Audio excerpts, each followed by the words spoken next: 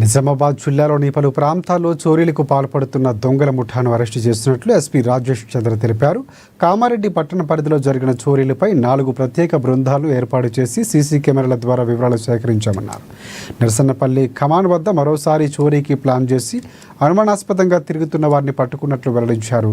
వీరిని విచారించగా దేవునపల్లి, కామారెడ్డి, సదాశివనగర్, బిక్కనూరు పరిధిలో చేసిన 15 చోరీలు ఒప్పుకున్నారని వివరించారు.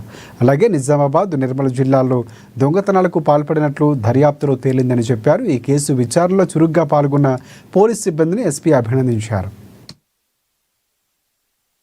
ఈ దొంగతనాన్ని కూడా చేస్తున్నట్టుగా గతంలో కూడా వీళ్ళకి కొన్ని దొంగతనాల్లో వీళ్ళకి జైలు శిక్ష కూడా పడింది. వీళ్ళు జైలుకి పోవడం, బయటికి రావడం, మళ్ళీ ఇదే ఇటువంటి పనులనే వీళ్ళు ఉండడం తెలుస్తా ఉంది. సో వీళ్ళ పైన కూడా నెక్స్ట్ ఫర్దర్ గా షీట్స్ ఓపెన్ చేయాలా, పీడీ యాక్ట్ ఓపెన్ చేయాలని దాని మీద కూడా ఆలోచిస్తా ఉన్నాము.